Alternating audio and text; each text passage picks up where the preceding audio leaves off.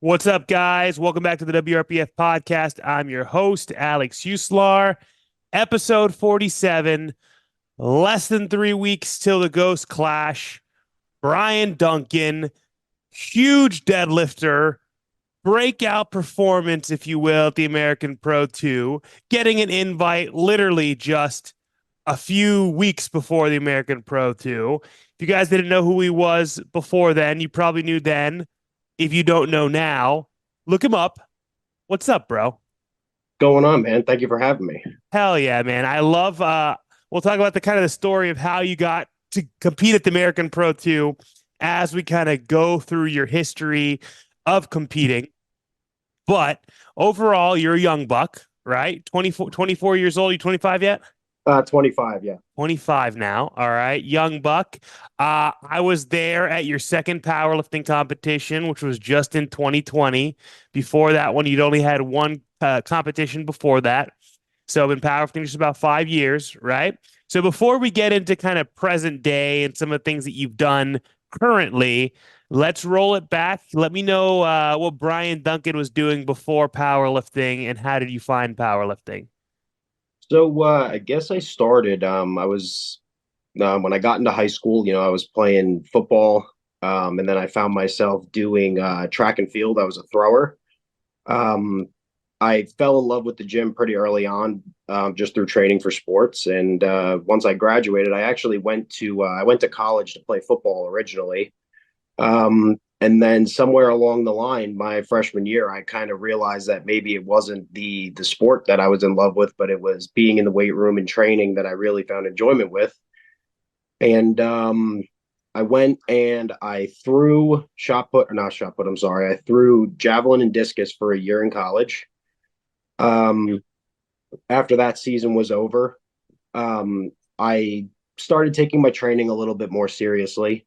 Um, and I gave rugby a shot. Um, Played one season of that. Then the pandemic hit in 2020, and the only thing I was left to do was just lift weights and power lift. So around that time, I had started going to a more serious powerlifting gym. I just wanted to surround myself with more strength athletes and just better lifters in general. And around the time I discovered what sumo deadlifting was, and the rest is history. So let's rewind before we get into the rest is history to you're in high school, you're playing all these sports, did a goddamn shitload of different sports, different things like that. Obviously, especially around the time that you were in high school, um, lifting weights is more and more common. It's more and more common in high school. Powerlifting was already possibly a term that you might have been familiar with. So kind of take me through when was that period? Like what year was it that you start hitting the weight room, and when did you understand or know what powerlifting formally was as its own thing that's not just I'm lifting, I'm bodybuilding, I'm doing whatever it is. Well, when I started off training in the gym, I didn't, I had no clue what powerlifting was. I graduated high school in 2017, which like around that time was when powerlifting started to gain a little bit more traction. So I still didn't know what it was at that point. Honestly, the first exposure to anything powerlifting related I had was just one of my buddies just showing me who Larry Wheels was at the gym one day. Um, and then it really wasn't until I started going to a gym that had people who competed in powerlifting until I knew anything about it. And I'm sure we're going to get into it, but that's also around the same time where I met my coach Dan, and that's really where I started to learn everything about the sport. Before that, I had absolutely no knowledge of it whatsoever. I didn't train anything to a powerlifting standard. I was just a young teenager, just lifting weights. Dude, it's so funny because there's so many people that are closer to around your age. There's such just like a for me mentally, like I love looking at the different generations, and it's very like clear cut lines. A lot of people who I interview on this podcast who are around my age, who are 30, 28 to 32, or a little bit older, they found powerlifting around 2014, 2015. These glory years, as we call them, of Eric Lillibridge, Dan Green, Andre Milenichev, all these different people. But then if you push forward a little bit of kind of that in between time where it's not as mainstream as it is now, where there's so many different avenues of people to get people into the sport. But around that time of like 2017, 2018, Larry Wheels was like the most mainstream kind of person on so many people's radar, just doing such ridiculous things that, like, even if you didn't know what powerlifting was specifically, even though he was competing in powerlifting, it's someone that a lot of people saw on social media. So that's pretty funny. So when you if what do you recall from when your buddy kind of showed you that? You just see, okay, this guy's, more formally doing powerlifting, or was it just some of his shenanigans? I think it was just like the crazy weights he was lifting. I think when around the time I had found out who he was actually still pretty local to me because I'm from North Jersey, and I believe he was training out of a gym either I don't know if it was Jersey City or New York City or something like that. But it was cool to see that it was a guy who was kind of local. Um, but I mean, I think it was just because even for today's standards in the sport, what he was doing back then was still completely just crazy. And I think there are very few athletes even in the future who will touch what he did. But he's that's no, I just saw it and I just thought it was absolutely crazy. It didn't necessarily that wasn't really what made me want to compete by seeing that. Um, but I don't know. It was just it's just cool to see. And from there is when I started to, really realize, what I'm capable of doing, the kind of weights that can be moved. Because when you're training at a 24-hour fitness, you're never going to see some guy bench 600 pounds or squat 900 pounds or anything like that. So, you're kind of limited to what you're exposed to until you start seeing it online. Right. So 2019 is when your first powerlifting competition was. So where was the time frame where you're like, all right, I want to get serious about this, and you joined an actual powerlifting gym? Were you already in an actual powerlifting gym then? Were you like training like a powerlifter? It was kind of just thrown into that, and then the powerlifting formalities came after. I mean, I was kind of just deadlifting like an asshole, just coming in, lifting heavy whenever I wanted. I wasn't following any sort of a program. And then it was really the people who I was training around. Back at this gym, they would put on the wall different meets that people had lined up, different members of the gym when they were going to be competing. And I kind of felt like I was almost, I was kind of getting FOMO a little bit that this gym had a bunch of people who were competing, and I wanted to be a part of it. So I just said, hey, why not? I'll give it a try. There was a local meet, so I just signed up. I did it. I did okay. And honestly, after the meet was over, I went into it thinking this is something I'm just going to try. And then, move on from it and move to something else afterwards. And that's the way that I felt until I met Dan almost a year later. So I had already done a meet. I had a good time, but it wasn't like, something that I felt like I wanted to pursue. And then honestly, it was when I met Dan was really when I, realized the potential that I had. And, that in itself gave me the desire to keep pushing to where we are today. That's cool, man. That's so interesting because around that time, 2020, whatever it is, a lot of people, if they started powerlifting, they really got bit by that bug and they kept going. So it's interesting to see that that wasn't necessarily the case initially on for you. Like you said, you did okay. I mean, you did a 655 deadlift in your first competition, missed 677, deadlifting like an asshole. It wasn't like complete rookie shit. You obviously had a really, really good strength base. And what that kind of just tells me, looking at that, it's like you were squatting, benching, and deadlifting mixed in your training. You just weren't formally powerlifting. You probably got enjoyment just from overall working out, but you didn't necessarily need kind of like that specific purpose, so to speak, until you tried it once. Okay, see where to go from there. So leading up to that first competition before you met Dan, did you follow anything formalized for training, or it was just kind of like just go in and max out? No, I worked with another coach very briefly just for that training cycle. I didn't even work with him for an off season. I jumped in, and again, I was completely naive to the sport. I had no clue what goes into a full meet prep when done right, and all the things that go with that. I just showed up to the gym and I was like, hey, so I signed up for the meet. So are you gonna program me for it. And then that's kind of just the way I did it. Like the intensity in my training wasn't there. Like the mindset going into my training sessions wasn't there like it is now.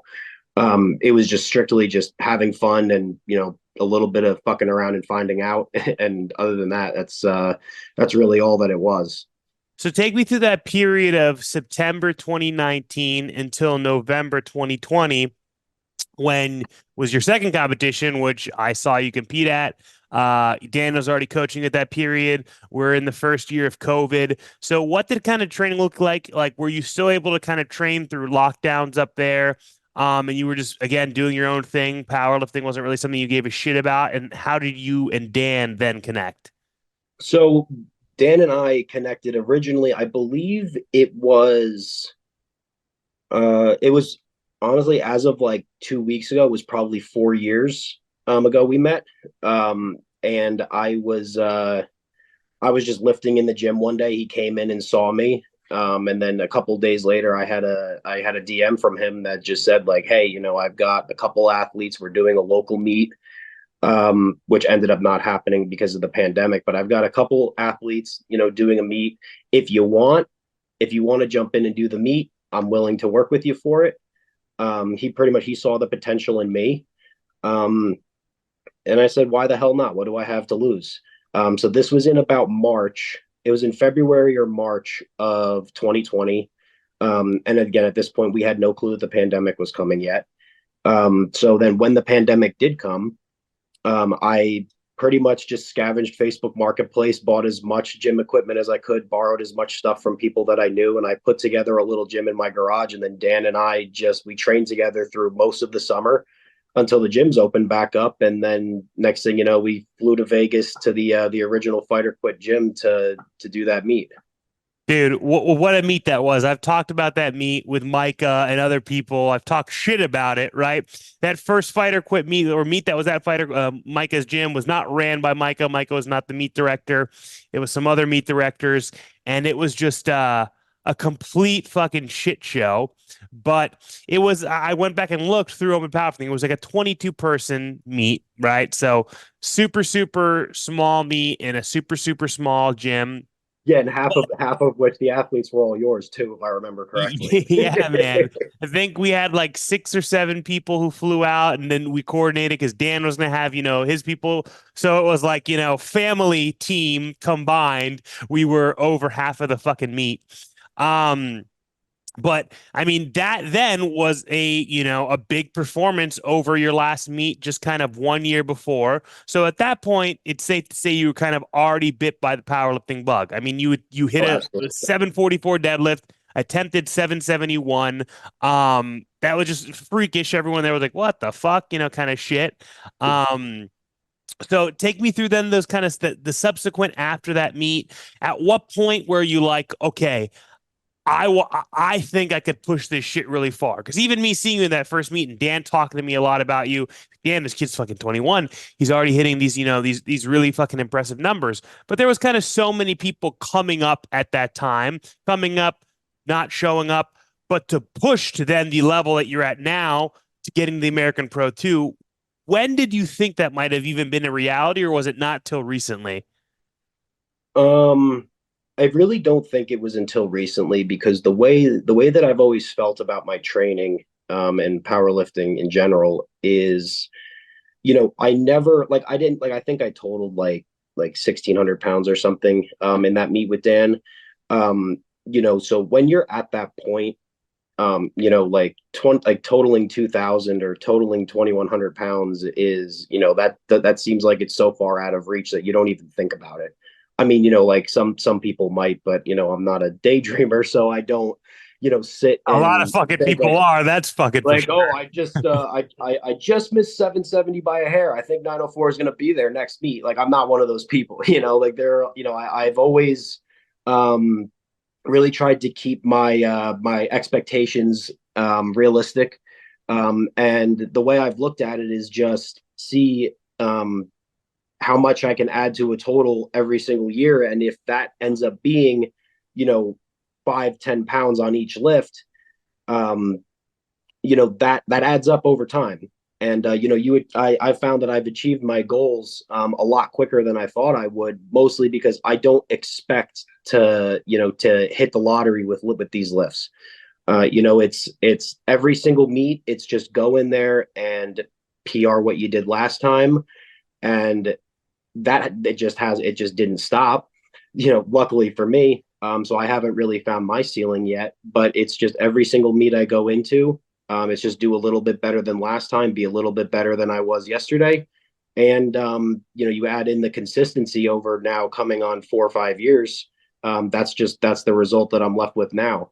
But in terms of being, a high level athlete in this sport, that's not something that I really considered really until probably about a year ago when I hit my first 2K total at the meet at Attilis in February, I believe it's February 23.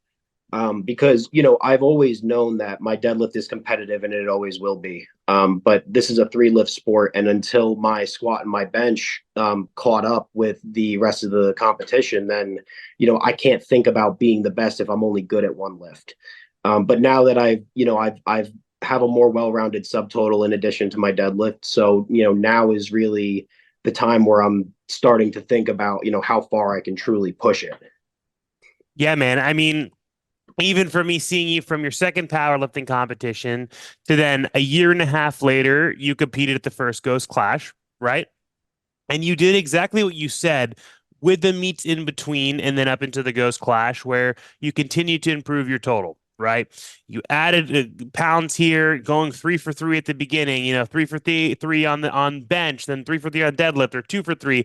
Never any insane performances, which is a testament also to Dan and just being realistic and smart with attempt selection and not trying to go from point A to point Z, instantly, which I think is a mistake that a lot of people make, whether they realized, oh shit, maybe I have that potential or whatever that might be, but just kind of steadily stacking those chips behind the scenes, competing at the first Ghost Clash, competing only one other time after that before, like you said, kind of hitting your first 2K total, hitting a 400 kilo deadlift. Me, as someone who knew you, I was like, oh man, shit, this guy's, someone to kind of look out for. Um, but it wasn't until, you were preparing again for another local meet, right? Where you hit a deadlift online, got some exposure, got some recognition. So that was last year, 2023, right? So first you have that first 2K performance, you've hit a 400 kilo deadlift. No one really bats an eye at it yet because, again, in this day and age, there's so many freakish people and so many kind of freakish things like that happening. Um, but still, 547 dots and sleeves puts you in some where you can register for all these pro meets, puts you close to kind of an invitation standpoint. Obviously, you weren't registered originally for the American Pro 2, right? So you're in another meet prep in the latter half of 2023 last year. So take me through what happened and how things shifted and pivoted. So I was prepping for, like you said, just a local meet here. It was being held 2 weeks prior to the American Pro, and I actually did have some strategy behind that because over the summer I did sign up for the wait list for the American Pro, and what I wasn't going to do was prep for a meet that was a maybe. I wasn't going to go through a whole, 10, 12 week prep and then just never get that invite. So I wanted to have something in place where I was going to compete no matter what. And worst case scenario, I take a little mini deload and we push the prep 2 weeks and then we can go jump into the meet. But one way or another, I knew I was getting on the platform. Um, Now I didn't expect to get that 2 weeks out. I was thinking, maybe it would be like a month or something like that, because I didn't even think they would bother trying to, give an athlete a 2 weeks notice to come do a meet. But I mean that's I was prepping for that meet on a Texas deadlift bar nonetheless. So I had to take a complete 180 about 2 weeks out and get reacquainted with the Kabuki deadlift bar, make travel plans, all of that. But I mean that's really the story behind that. We were just prepping for a local meet, and then I had the opportunity, so I had no choice but to jump on it. Correct me if I'm wrong though. You hit like a 410, like a 903 deadlift, right? Oh yeah, that was my last heavy. I had tape. We had peaked. We were ready to taper down. Like the following week was going to be just taper and then go way in, and then yeah, then on that I was sitting in my truck and I got an email on a Sunday morning and they're like, hey, you want to come do the meet? And I was like, well, guess we're not. I guess we got to push this a little bit harder now. So you hit But that honestly, I'm glad 10, we and did. that was an all-time PR at that time, right? Yep. On a Texas deadlift bar. And I remember specifically because I see it and I'm like, holy fuck, hell yeah, Bryan, that's sick. And then like everyone starts like tagging King of the Lifts, and they're like, put some fucking respect on this fucking guy's name, right?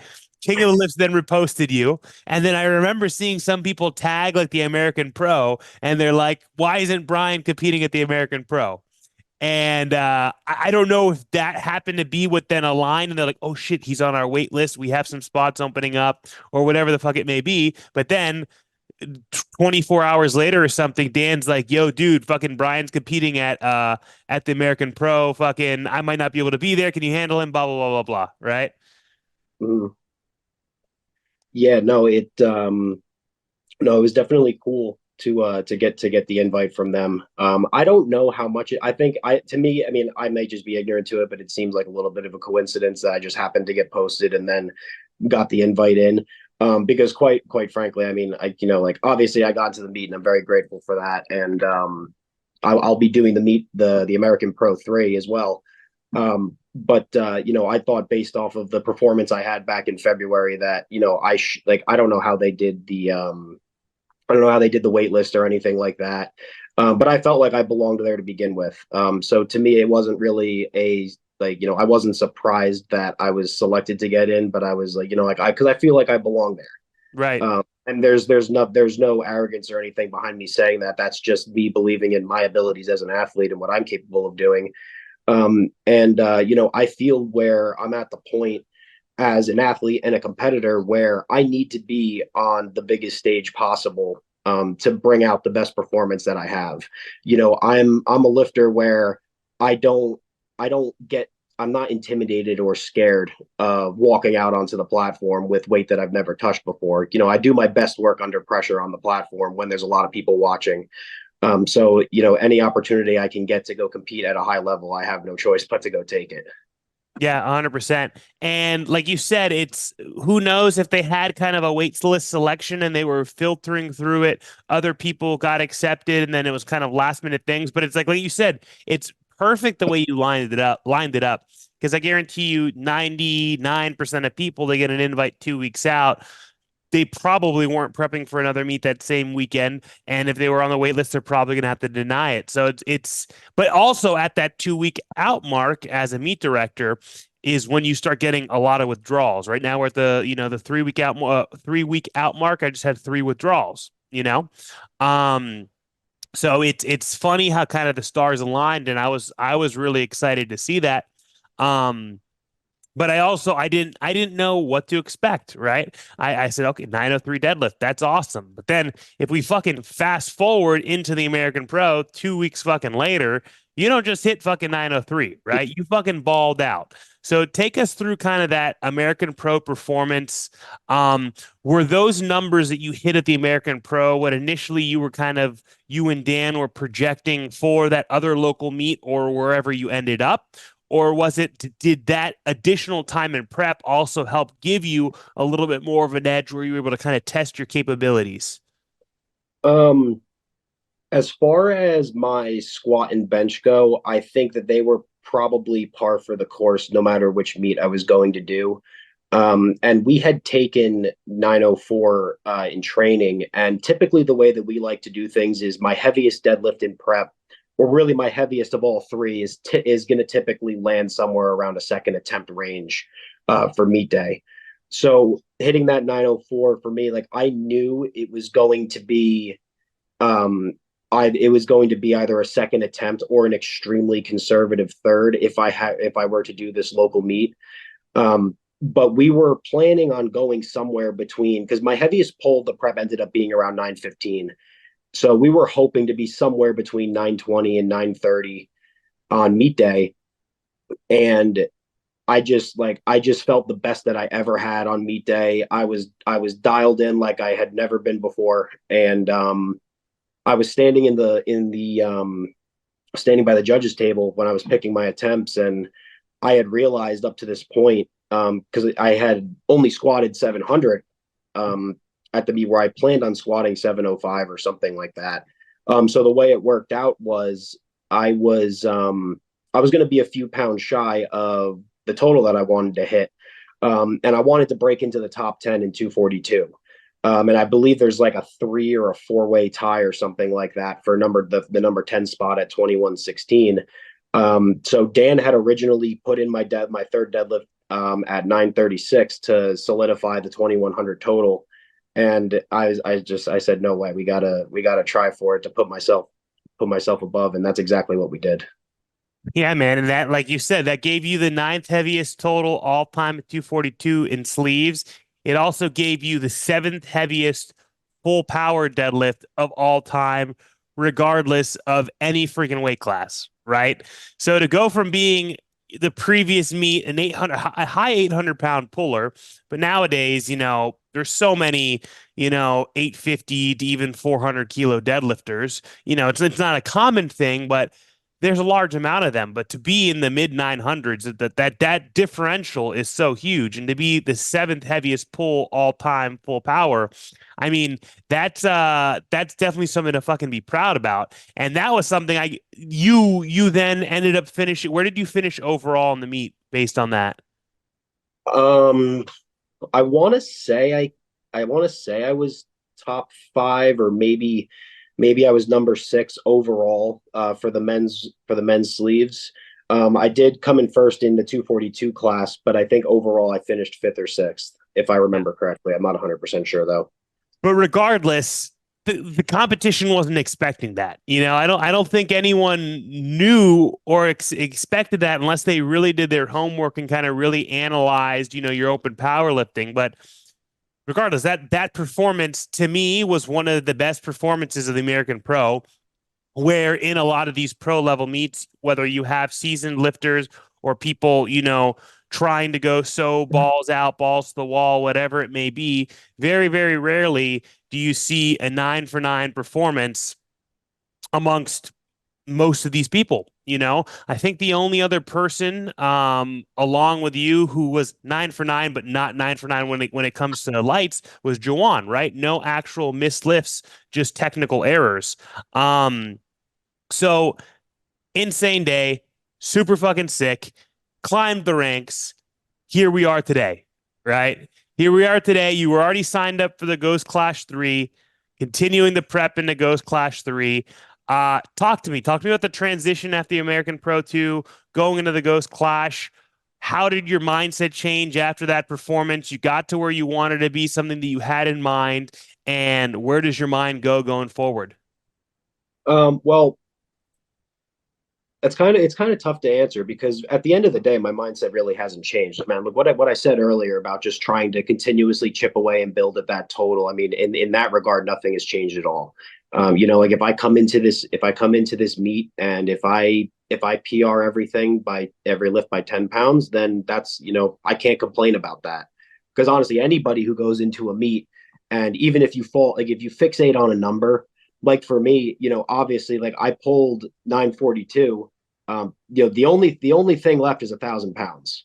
But whether or not I get it at the Ghost Clash, or if I get it at the American Pro 3, or if I get it at any other meet in the future, that's the goal. But I can't, I have to constantly remind myself that even if I walk away from the meet going 9 for 9 or 8 for 9, and I PR my total across the board, but I don't hit that 1,000 pound deadlift, I have no right to, be upset at that. And I don't think, and, I think this is something that a lot of lifters really, need to think about when it comes to their training, is that a lot of people live in a world of delusion, I think, with what they think they're capable of and how quickly they think they can achieve the numbers they want to hit, whether that's just from the social media influence, which I think has a lot to do with it. With a lot of lifters, they see other, people who are just freak athletes and genetically, they're just genetic freaks and they're hitting these crazy weights. And a lot of people say, I can do the same thing. And it's not like they can't, but it might take a lot longer than you think it's going to take. Like it seems like with me, like I've gotten very strong very quickly, but like I started lifting weights when I was 13 years old. So I've been going at it for a while now, and this kind of progression, it doesn't just happen, in a month or in a year or even 2 or 3 years. It takes years and years of work. So as far as this meet goes, obviously deadlifting 1,000 pounds is the goal. If I don't do it, it's not the end of the world because I still would love to just PR my total. I'd love to hit the 1,000 kilo total too. I mean, that to me is probably going to be a little bit more of a significant milestone. Um, but yeah, I mean, as far as the goals go, that's really it. Is just 1,000 kilo total and the 1,000 deadlift. And then anything beyond that is, I'm just gonna just keep stacking away at it.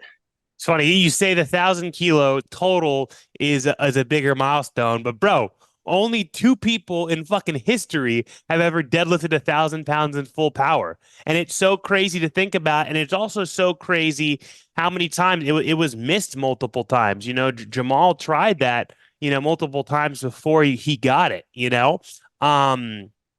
But it's exciting to see that it was one of those things that seemed so far out there unattainable, and then two people have hit it, and now we already have a third taking a crack at it. So it's fucking cool to see, and it's cool to hear that it's like those are potential goals for the Ghost Clash, but ultimately end goal is to keep kind of building that total, climbing those ranks, and ultimately that's the long game, right? Because it's obvious, a 1,000 pound deadlift could be a goal, but like you try to put some kind of timer on it. It's like this has to fucking happen. Let's say you were Jamal who wanted to be the first person to deadlift 1,000 pounds or be the only person to deadlift 1,000 pounds. It's like it doesn't matter. At the end of the day, there's gonna be someone else who eventually will come along and chip you back down, right? Exactly. And that's why I'm not super fixated on a timeline with achieving it because, I know the significance behind doing something like 1,000 pound deadlift. But when I will do it at some point, knock on wood, but that's not to say I'm not going to be the last person to do it. So eventually there will be four people who have done it, and five and six and so on, and the bar just keeps getting raised higher and higher. Which is like the great thing about this sport, and just like the increasing size of the talent pool and all of these new athletes who are showing up, whether they're coming from other sports or it's just because powerlifting itself is becoming more popular. It's super cool to see how far the envelope is really going to be pushed, and I think that in itself is going to motivate me to want to push myself even further. Because there's already, a handful of phenomenal athletes ahead of me, both in my weight class and just in general. But, nothing stopping me from being motivated to chase all of them. But at the same time, you can't not pay attention to the fact that there will be new athletes coming up to try and take your place eventually. And that's something I have to keep in mind as well. It's exciting and it's cool to hear because a lot of the guests, a lot of the more kind of seasoned people, if you will, who I've interviewed recently, who are competing at the Ghost Clash, they have a couple more years under the belt, and a lot of them are at that kind of point where it's like I don't want to say a standstill, but kind of like those smaller chips. But it's good to hear someone as young as yourself, as young in the sport as yourself, to have such a smart approach to it because the 25-year-olds in the sport 10 years ago, the Eric Lillibridges who was in his early 20s, so many people were just fucking balls to the wall, right? Head into the barbell, smash, just go fucking nuts. And what happens is those guys go whoop, boom. You know what I mean? So it's about that longevity. I think it's a good lesson and it's good for a lot of people, whether they aspire to be great, so to speak, or just aspire to be better. It's better to aspire to be better than aspire to be great and set yourself up for kind of disappointment, right? So Exactly. yeah, man. I love it. I love it. I love it. Less than 3 weeks till the Ghost Clash. I'm excited to see you down here, Bryan, again. Sign us out. Let everyone know where they can find you. You can find me on Instagram. I'm Bryan _Duncan.